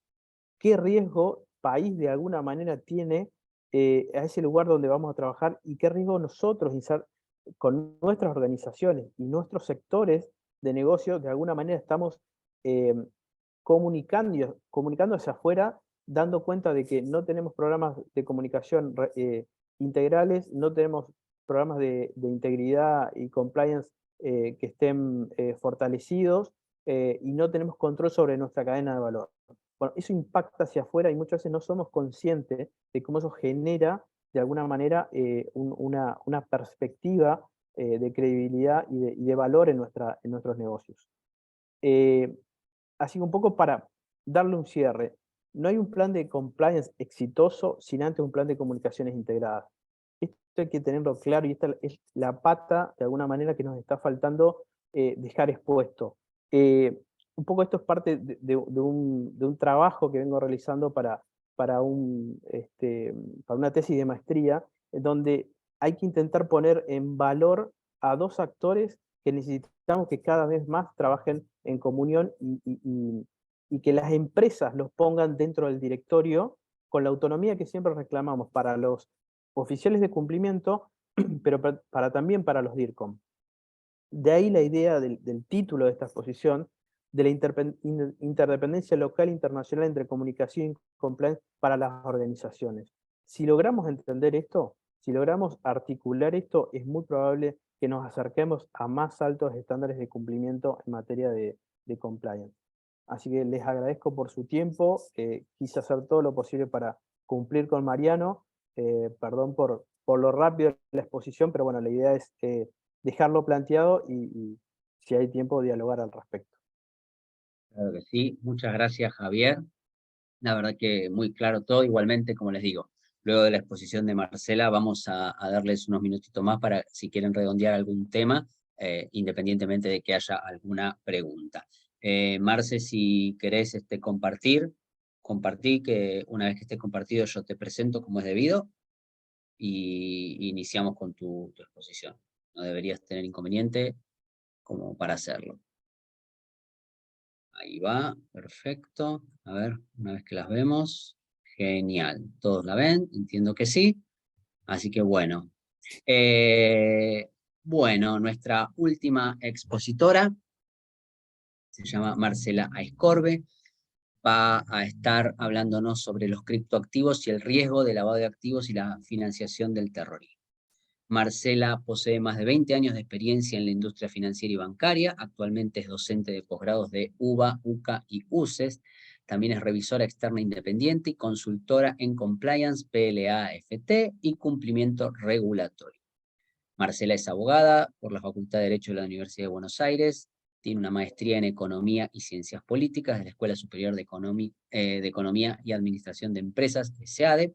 Cuenta con un posgrado en Compliance por la UBA, un posgrado de actualización sobre la prevención del lavado de activos y financiamiento del terrorismo en la UBA, y posgrado de gestión de la competitividad y el cliente de la Universidad Nacional de Quilmes, y al igual que todos quienes han expuesto en el día de hoy, es parte del Observatorio en Prevención del Lavado de Activos y Compliance. Así que, Marcela, más que bienvenida, te damos la palabra. Muchas gracias. Muchísimas gracias, Mariano, por la presentación. Bienvenidos a todos. Muchísimas gracias por estar participando de este congreso. Y es un honor para mí compartir esta mesa con excelentes disertantes, con tan interesantes sus charlas. Así que bueno, vamos a ver si podemos también despertar el interés con el tema que me ocupa hoy a mí, que es los criptoactivos y el riesgo de lavado de activos. Como para hacer un pequeño repaso y ubicarnos un poco en el tema, sabemos que los criptoactivos se originaron, por lo menos así cuenta la leyenda, en el año 2008, con un señor que realmente no se sabe si vivió o no vivió, si fue una leyenda o no, pero se lo reconoce como autor del creador de Bitcoin, al señor Satoshi Nakamoto. El funcionamiento de Bitcoin se dio a conocer a partir del año 2009, y a partir del 2010 sí se pudieron empezar a comprar y vender este tipo de criptoactivos. Por supuesto que hay muchísimos criptoactivos hoy en el mercado. La idea es que sepamos que se obtienen por distintas fuentes. Tenemos por un lado la minería, que es una forma para obtener precisamente los criptoactivos de manera más original, ¿no? Pero luego, con posterioridad al mismo, se puede obtener también a través de distintas formas, como podrían ser los medios de pago, a través de la adquisición de servicios. Por ejemplo, hay distintos restaurantes que reciben los Bitcoin como y cualquier otro criptoactivo, ¿no? Como medios de pago. También se pueden pagar hasta consultas médicas. La más clásica y la más común de todas las formas de adquirir los criptoactivos es a través de las exchanges o los brokers, que son justamente las plataformas que nos permiten su compra y su venta. Pero también se pueden obtener a través de grupos y redes sociales, y sobre todo en operaciones peer-to-peer, ¿no? Es importante también destacar acá, en este contexto, que los juegos a través de Internet hoy están permitiendo obtener criptoactivos como premios de los mismos. Los jugadores en el ecosistema cripto, y van a ver que hay como una ventaja de jugadores, ¿no? Tenemos 3 jugadores por un lado y un solo jugador por el otro. Porque un poco la distinción de jugadores es para que veamos quiénes son aquellos que se encargan de la compra-venta de criptoactivos, como son las exchanges, o más conocidas quizás por el GAFI, que las denomina proveedores de servicios financieros virtuales, ¿no? Los WAFs. Después también tenemos los brokers de criptomoneda, que ofrecen un tipo específico de criptomonedas, es decir, no tienen una amplitud de todas las posibilidades, pero sí se focalizan en determinadas criptos que quieren comercializar. Y después tenemos las plataformas over the counter, que son las OTC, muy similares a las que se manejan en el mercado de capitales. Por el otro lado, ahí solitos, están los inversores de criptomonedas, que son las personas humanas o las jurídicas, que también justamente lo que quieren es adquirir este tipo de inversiones en criptoactivos. Yendo un poco a los conceptos, tenemos los tokens, ¿no? Cuando hablamos de tokens siempre estamos hablando de una representación, y en general son activos virtuales que corren por una blockchain que no es propia. Y después tenemos los stablecoins, que siempre lo que buscan es dar refugio a los inversores, sobre todo en momentos de mucha volatilidad. De todas maneras, hemos podido ver en este último año que más allá de los stablecoins que muchos han adquirido, respaldados en oro, otros respaldados en propias monedas virtuales, algunos respaldados también en dólares y en euros, no han podido sostener la crisis que se ha provocado de todas maneras. En cuanto al marco normativo, es importante que tengamos presente que todos los reguladores pareciera que en nuestro país quieren de alguna manera intervenir, pero nadie realmente se termina de animar. Hay varios proyectos hoy que tenemos en el Congreso sobre criptoactivos, pero no han sido aprobados aún.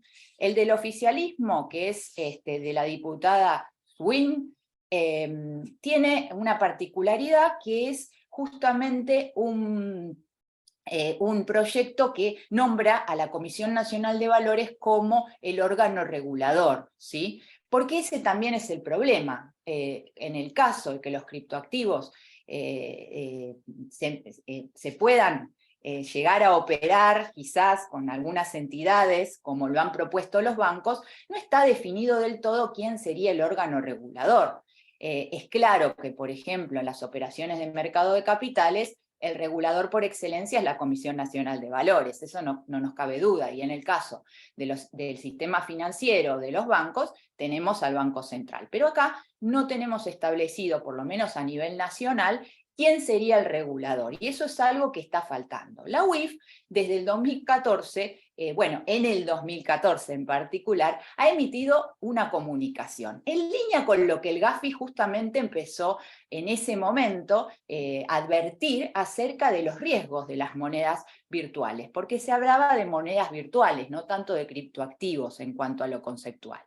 Y allá, en el 2014, lo que hizo la UIF es establecer justamente una norma que lo que indica es el riesgo que presentan las monedas virtuales, y que los sujetos obligados alcanzados por esta norma tienen que informar todas las operaciones realizadas con monedas virtuales. Algunos sujetos obligados les ha complicado mucho cumplir con este régimen informativo.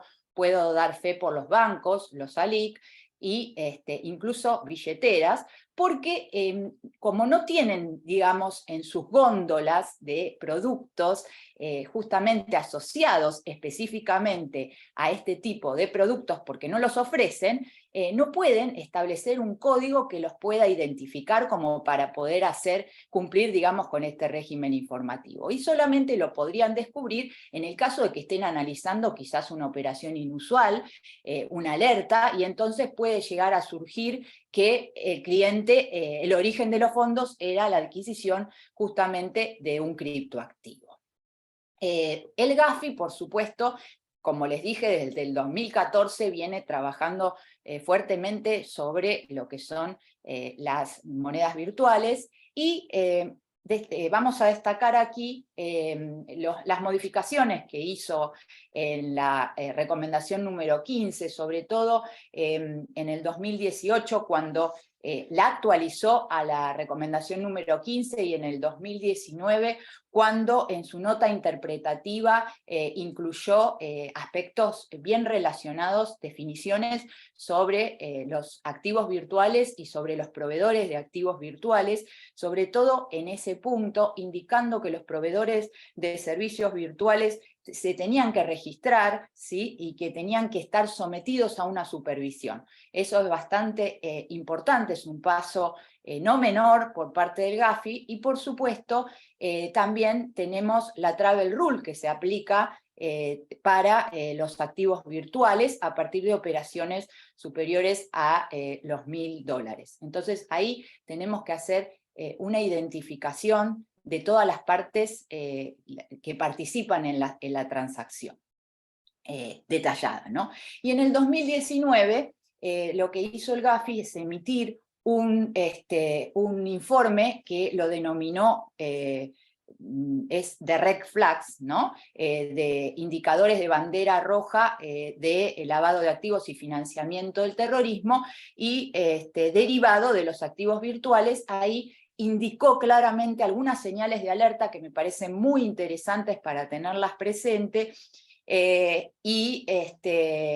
bueno, y eso después, de alguna manera, a partir del plenario de febrero de 2021, lo que hizo el Gafi es comprometerse en seguir actualizando esta guía, y emitió una guía también, y seguir actualizando esta temática. Con respecto al Banco Central, nuestro queridísimo Banco Central ha emitido varios comunicados, les ha de alguna manera recalcado a los bancos la necesidad de que informen acerca de sus clientes que operaban con activos virtuales. En un comunicado creó también un mail, una casilla de correo donde había que informar esas operaciones, pero este año, en mayo, el Banco Central se expidió a través de su directorio indicando que le prohibía a los bancos ofrecer criptoactivos cuando el Banco Galicia y otro banco también muy conocido, Brubank, habían intentado ofrecer criptoactivos dentro de sus productos. También la AFIP ha incorporado a los criptoactivos dentro de las declaraciones de ganancias y bienes personales, y la Comisión Nacional de Valores desde hace rato también viene emitiendo varios comunicados. En el 2017 advirtió acerca de las ICOs, que son las emisiones, y también siguió alertando en el 2021 en un comunicado que hizo conjuntamente con el Banco Central acerca de los riesgos y las implicancias de operar con criptoactivos, sobre todo resaltó la volatilidad que los mismos presentaban. Parece que estaba bastante teniendo algunas ideas de lo que, de futuro, de lo que podía llegar a pasar. Es importante destacar que este año, a principio de año, se presentó el proyecto de reforma por parte de la UIF de justamente la ley 25246, y en este proyecto se estaría incorporando a como sujetos obligados a las exchanges. Con lo cual me parece que, digamos, si bien el marco normativo es bastante amplio, no tenemos todavía nada concreto que regule, así como otras jurisdicciones, como sí pasa en España, como pasa en Inglaterra, como pasa en El Salvador, como pasa en México, que hay leyes concretas que regulan este tema, que sería muy importante poderlo tener, por lo menos las reglas claras, ¿no? Entonces ahora sí vayamos a ver cuáles son los riesgos, ¿no?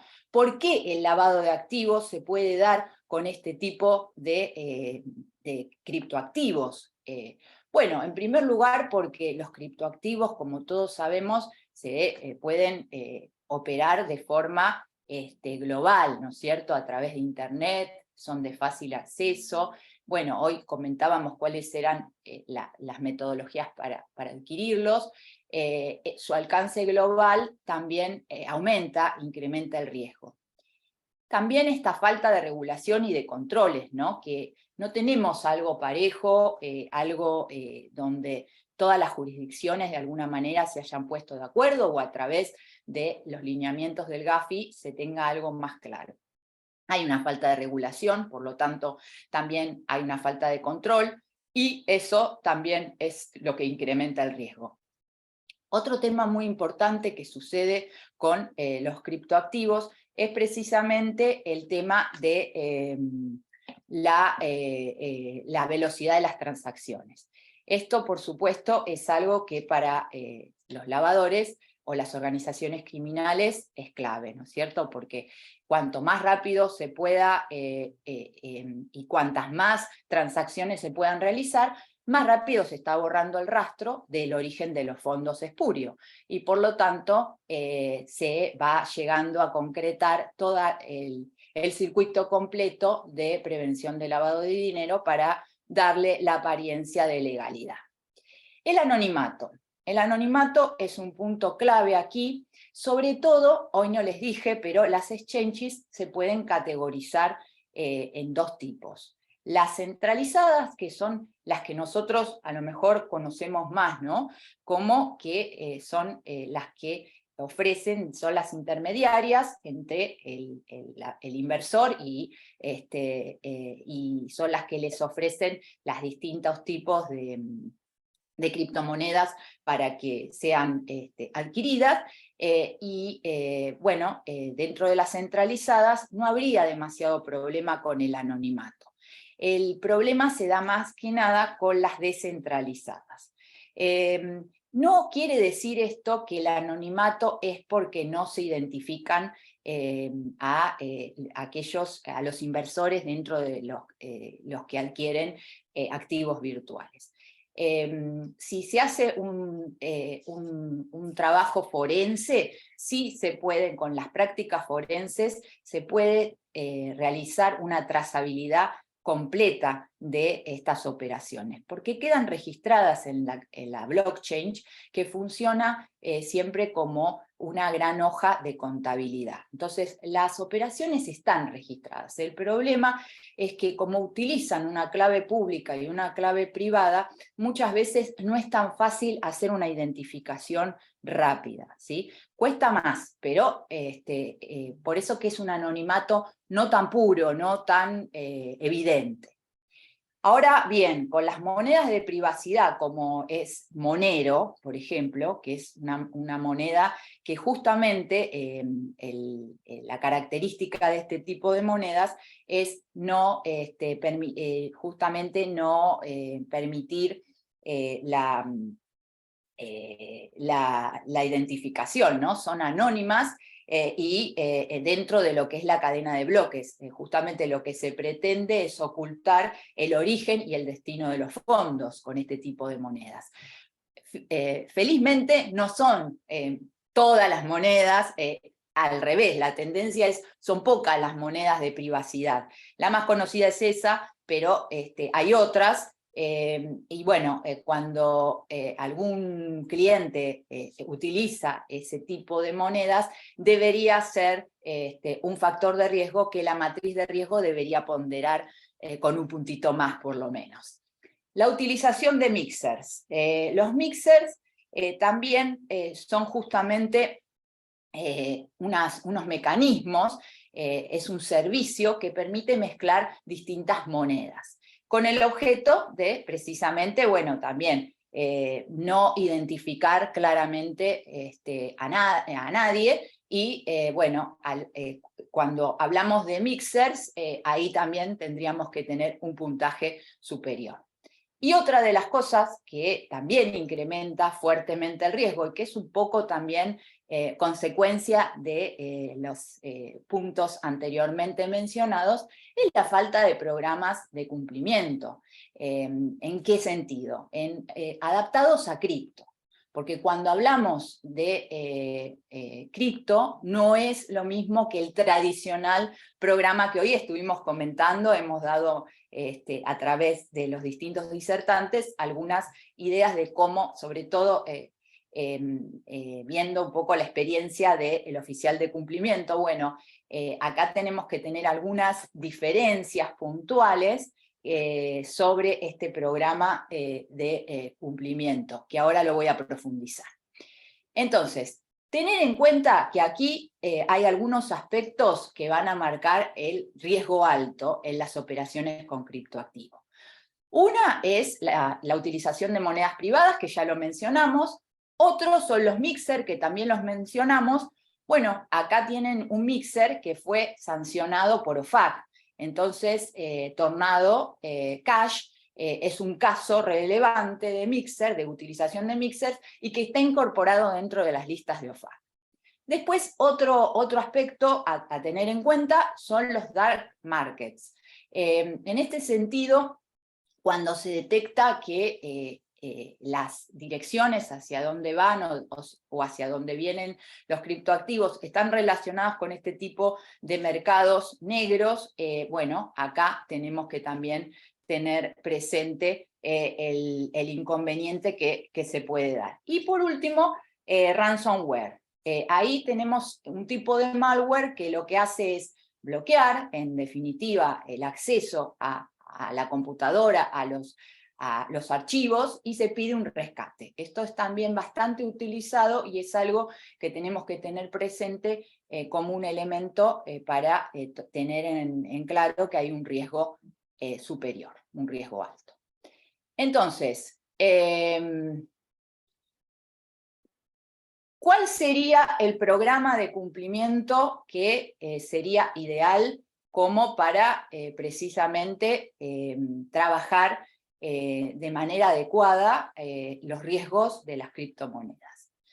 No va a diferir, como ustedes ven, los elementos, los pilares son similares, pero hay algunos pequeños detalles. El primer detalle que tenemos en cuanto a las políticas y procedimientos y el manual de prevención es que tiene que establecer algunos aspectos de ciberseguridad. Es muy importante que eso sea parte de las políticas y procedimientos o del manual. En cuanto a la auditoría, es importante, ahí va a depender, porque si estamos hablando de una exchange, ya sabemos que justamente no es un sujeto obligado. Es algo que me olvidé de mencionar, o no sé si lo mencioné, pero hoy, actualmente, dentro de la nómina del artículo 20, de los 23 incisos que tenemos en ese artículo, no está enumerado las exchanges o los proveedores de servicios virtuales, como la llama el GAFI, como un sujeto obligado, pero sí está dentro del proyecto de modificación de la ley 25.246. Cuando esto salga, bueno, vamos a tener algunos lineamientos, pero hoy no están. Entonces, es evidente que no tenemos establecido, por ejemplo, si hay que realizar una auditoría de una revisión externa independiente. Eso no está incluido en ninguna norma. Entonces, sí, por buenas prácticas, es necesario que hayan auditorías independientes, y esa auditoría independiente tiene que estar focalizada en cripto, tiene que tener los detalles. El plan de capacitación lo mismo, tiene que incluir aspectos de cripto. Y lo más importante es el sistema de monitoreo, que tiene que tener el alcance de la moneda fiat, pero también el alcance cripto. Y eso no lo da cualquier sistema de monitoreo. Hay sistemas específicos que hacen todo el análisis para dar los elementos que se requieren justamente para verificar aspectos de las criptomonedas. Y ahí también tener en cuenta que los reportes de operaciones sospechosas son voluntarios en la medida que las exchanges no sean sujetos obligados. Por último, el gobierno corporativo tampoco es obligatorio tener un oficial de cumplimiento, tener un comité, pero sí, las buenas prácticas así lo requieren, y entonces es importante que justamente ese gobierno corporativo también sea robusto. Bueno, con esto justamente después voy a dar las conclusiones y con esto finalizamos por lo menos lo que tenía preparado para hoy. Bueno, fue justito, Marcela, muchísimas gracias.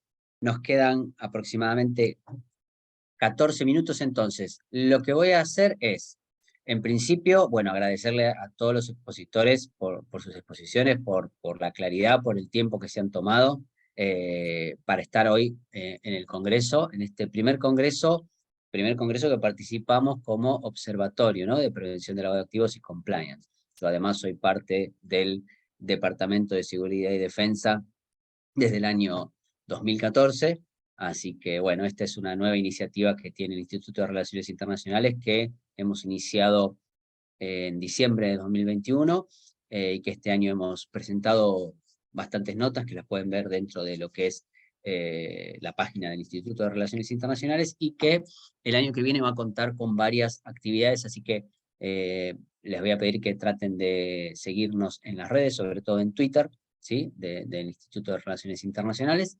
dentro de lo que es este Departamento de Seguridad y Defensa, y dentro de eso van a poder encontrar el Observatorio en Prevención de Lavado de Activos y Compliance. Entonces, lo que voy a hacer es consultarles tanto a Paula, a Karina, a Claudia, a Mauricio, a Daniel, a Julián, a Julieta o a Rafael, si tienen alguna pregunta para hacerle a los expositores, a Adolfo también. Lo que pasa es que Adolfo lo tengo entre expositor y hoy nos está acompañando y también es parte del observatorio. Entonces, Luisa también, obviamente, mismo a los expositores si tiene una pregunta para cualquiera de sus colegas. ¿Hay alguna consulta? ¿Algún comentario que quieran hacer? Paula, ¿no? Ok. Bueno, cualquier cosa me la pueden escribir también, si no por lo que es el chat. Karina nos dice que cree que han sido todos muy claros en las exposiciones. Recuerden que todo lo que escriben lo veo solamente yo. Entonces, vamos a darles, vamos a hacer al revés. Vamos a empezar por vos, Marce, 2 minutos para las conclusiones, después vamos con Javier, después con Fernando, y cerramos con Isamari. ¿Está bien? Perfecto. Muy bien, Marce, te escuchamos. 2 minutitos, yo te aviso. Muy bien. Bueno, dentro de las conclusiones que tenemos, es evidente que los criptoactivos han llegado para quedarse, se van a ir evolucionando y los riesgos se van a seguir incrementando.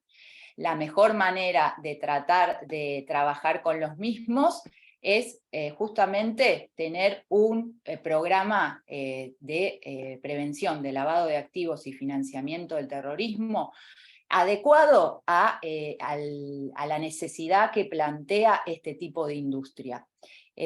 No sirve un monitoreo manual, no sirve un monitoreo Fiat, no sirve un monitoreo que esté efectuado un enlatado, ¿no? Un sistema que sea creado para una LIC, no nos sirve. Necesitamos tener precisamente aspectos bien focalizados, que ese programa esté orientado a la industria cripto.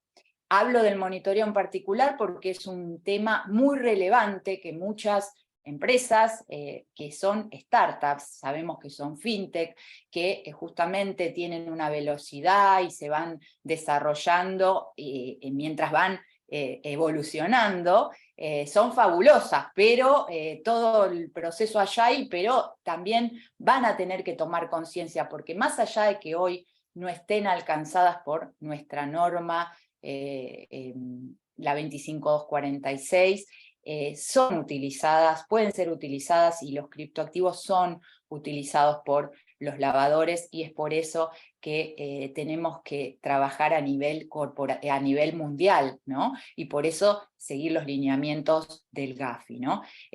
No vamos a poder eliminar la velocidad y el anonimato, no se van a poder eliminar los mixers, no se va a poder eliminar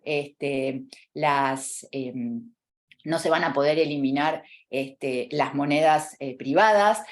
Lo que hay que hacer es trabajar en la mitigación de los riesgos. De esa manera, teniendo un programa robusto, con una capacitación que, por supuesto, todo el personal tome conciencia de la importancia en la prevención del lavado, se van a lograr, por supuesto, buenos resultados. Así que muchísimas gracias a todos. Gracias, Marcela. Javier, 2 minutos. Bueno, yo lo que voy a hacer es como una síntesis, porque bastante se ha hablado sobre prevención de lavado de activos y compliance, es hacer énfasis en la dimensión de la comunicación, es que básicamente hemos dejado el paradigma clásico, o estamos en esa transición post-COVID de la comunicación unidireccional, y tenemos que pasar a la comunicación bidireccional, es decir, al encuentro, a la reflexión, al escuchar, a lo que se llama la escucha activa.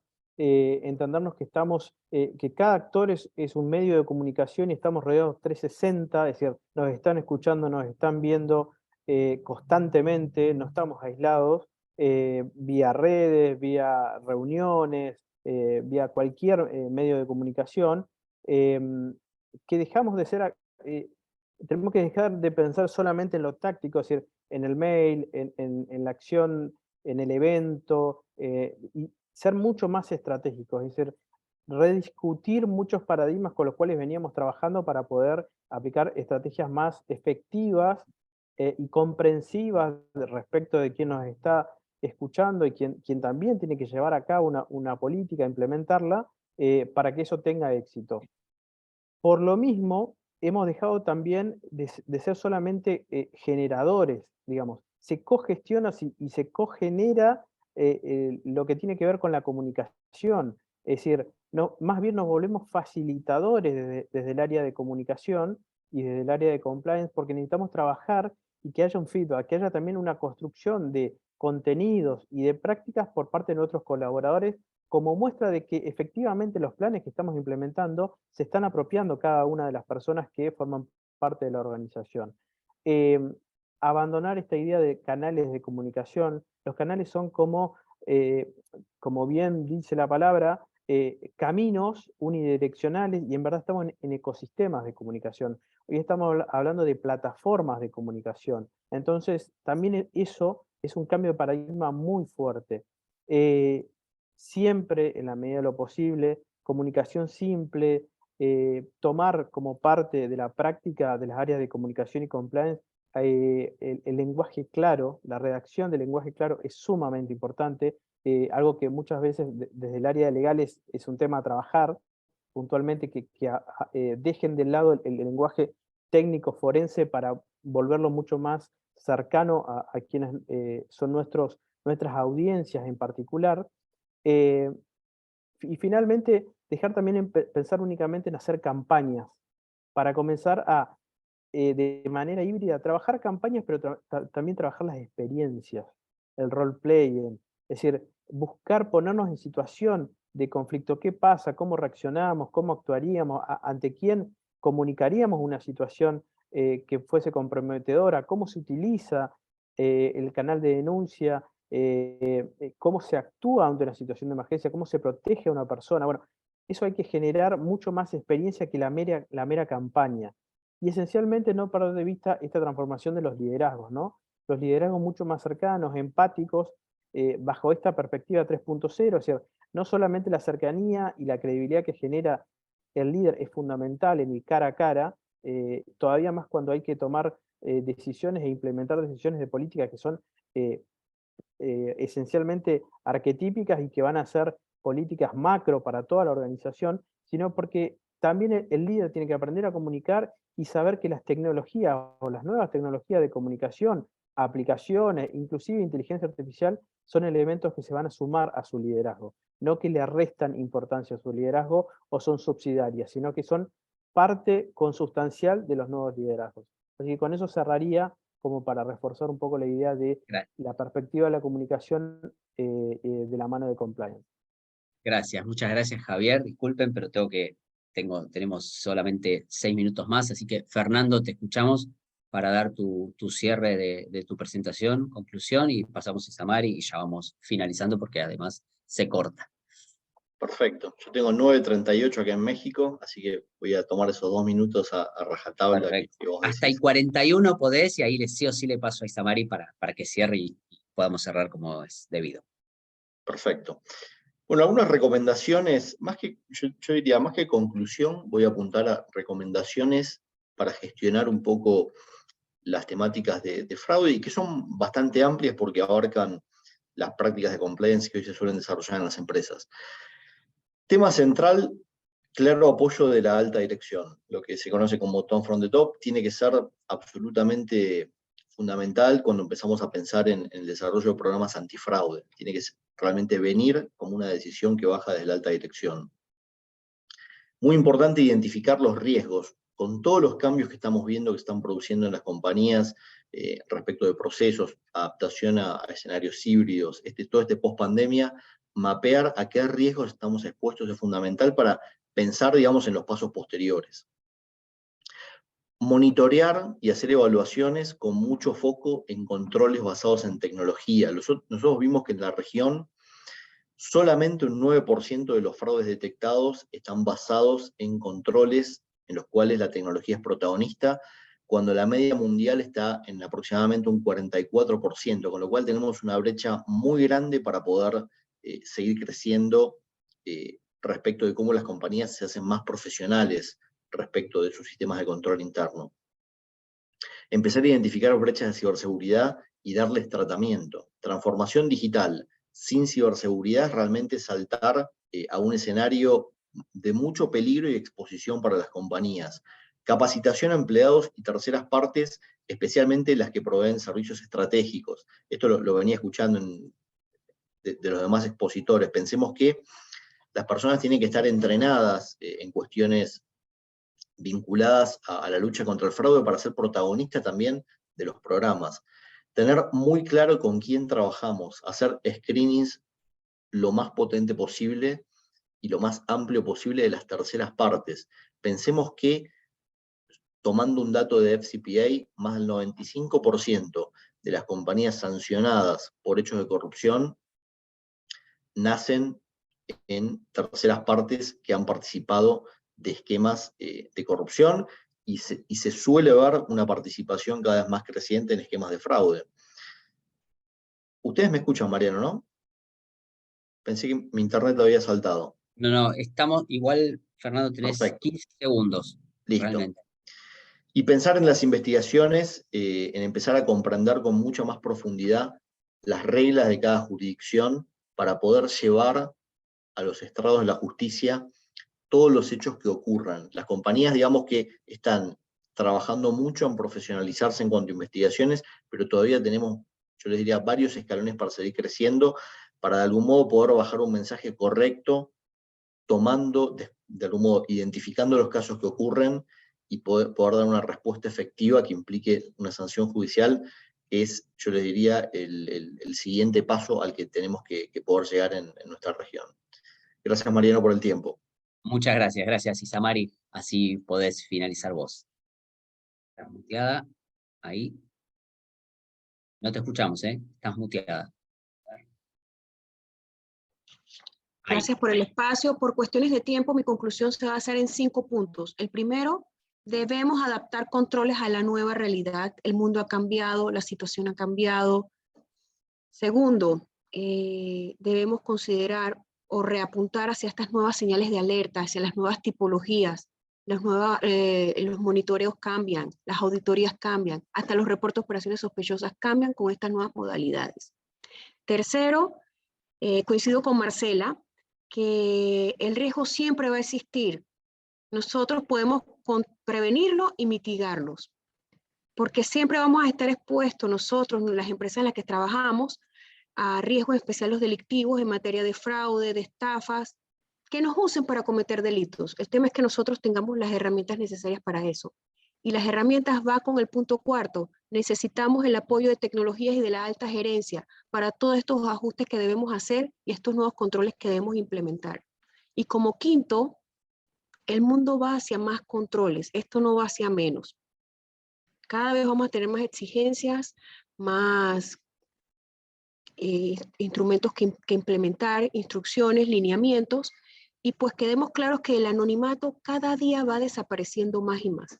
Eso es todo, gracias. Perfecto, bueno, todos en tiempo. Les agradezco muchísimo a todos por habernos acompañado. Fernando Peiretti desde México, muchísimas gracias por habernos acompañado con el cambio de horario para atrás en este caso. Javier, muchísimas gracias por acompañarnos desde Gualeguaychú, también estamos en otro lado. Marce, estás por Capital Federal, por Cava, en algún lugar. Y bueno, Isamari, muchísimas gracias por estar desde París, también dejando tus obligaciones en la embajada para estar con nosotros y también acompañar a todos. De mi parte, agradecerles realmente a todos, a Adolfo, Paula, Karina, Mauricio, Daniel, a Juliana, Julieta, a Rafael, al Instituto de Relaciones Internacionales por darnos el espacio nuevamente. Los esperamos mañana a las 11 de la mañana con la tercera y última mesa del Observatorio de Prevención de Lavado de Activos. Ha sido un placer y es un placer trabajar con todos ustedes, es un equipo genial el que me acompaña, y les agradezco muchísimo por haber estado en el día de hoy. Muchas gracias, nos vemos mañana. todos. Muchas Gracias. gracias. Chao. Gracias a Hasta luego. A todos. todos. Gracias. Felicitaciones a todos. Hasta luego.